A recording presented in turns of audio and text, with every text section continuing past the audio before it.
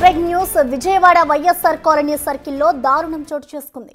స్థానికంగా ఉన్న welcome hotel సిబ్బంది నిర్వాకం వెలుగులోకి వచ్చింది.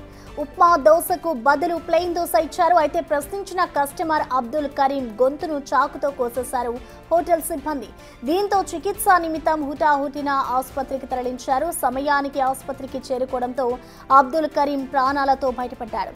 దాడిలో తీవ్రంగా గాయపడిన అబ్దుల్ కరీం మెడకు 10 కుట్లు వేశారు డాక్టర్లు. ఇక హోటల్ సిబ్బంది అబ్దుల్ కరీం మధ్య జరిగిన వాగ్వాదం దృశ్యాలు హోటల్లోని సీసీ కెమెరాలో రికార్డయ్యాయి. నిందితులపై కఠిన చర్యలు తీసుకోవాలని బాధితులు అబ్దుల్ కరీం కుటుంబ సభ్యులు డిమాండ్ చేస్తున్నారు. ఇటు దాడికి సంబంధించిన ఘటన ఆలస్యంగా వెలుగులోకి వచ్చింది.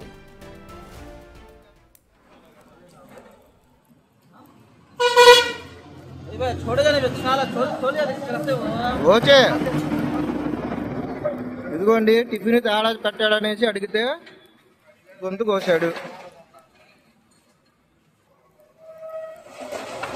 తమ్ముడు కొద్ది కొట్టుతాయమ్మా క్లాత్ కాడు మహల్లు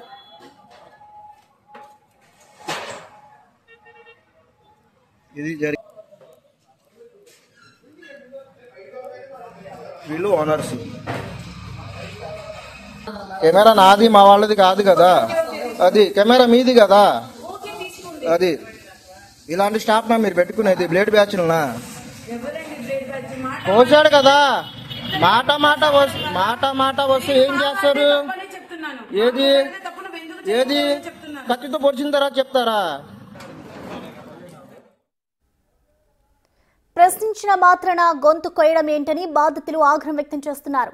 నిందితులపై చర్యలు తీసుకోవాల్సిందే అంటున్నారు. ఇక ఇదే అంశంపై మరింత సమాచారం మా ప్రతినిధి నరసింహ అందిస్తారు. ఉప్మా దోశ అడిగితే ప్లెయిన్ దోశ ఇవ్వడంతో వ్యక్తి పేక కోసిన ఘటన సంచలనంగా మారింది. ప్రస్తుతం మనం విజువల్స్ లో చూడొచ్చు. ఇన్నర్ రింగ్ రోడ్ లో ఉన్నటువంటి వెల్కమ్ హోటల్లో ఈ వ్యక్తి ప్రస్తుతం ఉప్మా దోశ ఆర్డర్ చేయడం జరిగింది. అయితే ప్లెయిన్ దోశ ఇవ్వడంతో తిరిగి వెళ్లి ప్రశ్నించినందుకు హోటల్ నిర్వాహకులు మొత్తం కూడా వ్యక్తి మీద దాడి చేసి ప్రస్తుతం మనం విజువల్స్ లో చూడొచ్చు. పేక కోసినటువంటి విజువల్స్ లో కూడా దాదాపు 10 కుట్లు పడినటువంటి పరిస్థితి. ప్రస్తుతం మనతో మాట్లాడేందుకు బాధితుడు ఉన్నాడు. అసలు ఏం జరిగింది చెప్పు. నేను వెల్కమ్ హోటల్ దగ్గరికి వెళ్ళాను సార్. వెళ్ళిన తర్వాత 9:30కి నేను ఆర్డర్ ఇచ్చాను. 9:35 కల్లా ఆర్డర్ నాకు ఇచ్చారు. తిరిగి నేను ఇంటికి వచ్చా. తీసుకునేటప్పుడు ఆ వ్యక్తికి నేను అడిగా, ఒకటికి ప్రెషర్ లేదు, నేను ఆర్డర్ ఇచ్చిందేనా కాదా అని. అదే తీసుకెళ్ళి అని చెప్పారు. సరే నేను ఇంటికి వచ్చి ఫ్రెష్ అప్ అయ్యి తీసి చూస్తే అది నేను అడిగిన ఆర్డర్ లేదు, దాంట్లో వేరే ఆర్డర్ ఉంది. సరే నేను తీసుకున్నాను, నా హక్కు కాబట్టి నేను మళ్ళీ హోటల్ దగ్గరికి వెళ్ళి ఆ ఏజెంట్ని అడిగితే వాళ్ళేమో రివర్స్ నా మీదే చేసి పార్సల్ చేసేవాడేమో పార్సల్ నా మొహం మీద కొట్టి ఇదే ఇప్పుడేంటో నా మీదకి వచ్చారు. వస్తే ఇంక మాట పెరిగి ఆయన నన్ను కౌంటర్లోకి లాగి నన్ను కొట్టారు. కొట్టిన తర్వాత కౌంటర్ లోపలికి లాగి నన్ను ఉల్లిపాయలు కోసి కత్తితో నా మీద దాడి చేశారు. పోలీసులకి ఏమైనా ఫిర్యాదు చేశారు? పోలీసులు ఫిర్యాదు చేశాం సార్, ఇప్పటికీ రెస్పాన్స్ అవ్వలేదు. శనివారం నైట్ కంప్లైంట్ ఇచ్చాం, ఆదివారం మొత్తం అక్కడే ఉన్నాము, ఇప్పటికి రెస్పాన్స్ అవ్వలేదు. ఇప్పటికి కూడా రెస్పాన్స్ అవ్వలేదు.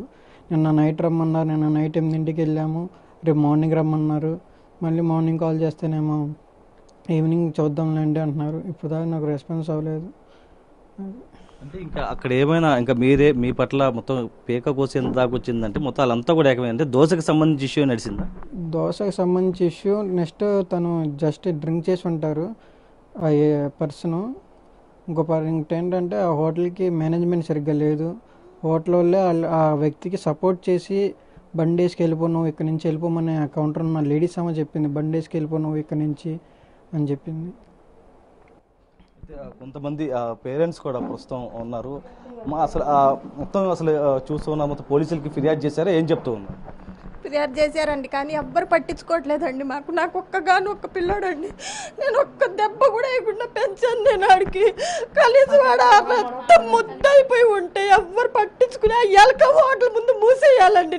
నా పిల్లాడు బతికే ప్రాణం పోతే ఏంటండి నాకు పరిస్థితి? నాకు ఎవరైనా ఉన్నారు ఒక్క పిల్లాడు? మీరు సాక్ష్యం తీసుకోవాలండి. ఇప్పుడు నాకు పిల్లాడు ఇప్పుడు ఆ పరిస్థితిలో పడుకున్నాడు. మాకు హాస్పిటల్ తీసుకెళ్ళే దిక్కు కూడా లేదు. నాకు భర్త లేడండి. ముందు నా భర్త చనిపోయి 6 నెలలు.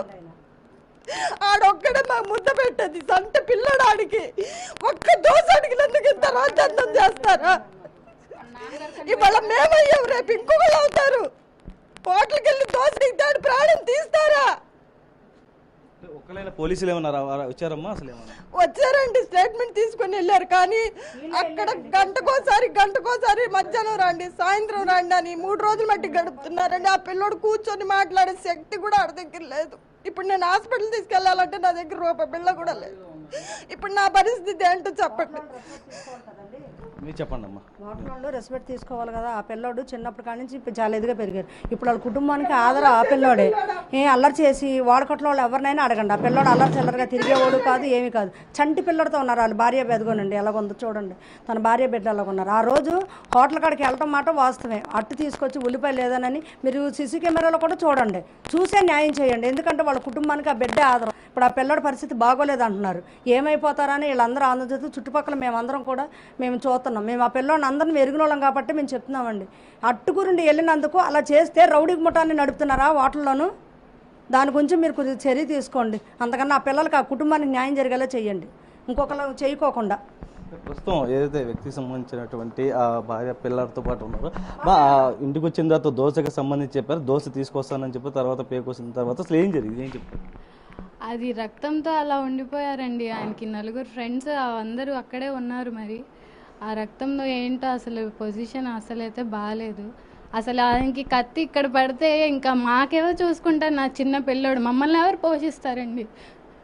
అది మాకైతే న్యాయం జరగాలండి. ఎవరైతే కొట్టాడో ఆడికి తీసుకొని రావాల్సిందే.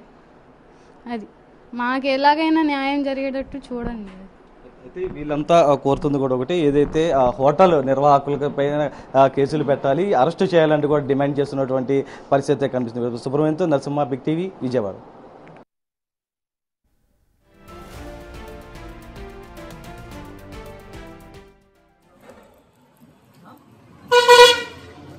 छोड़ेगा नहीं।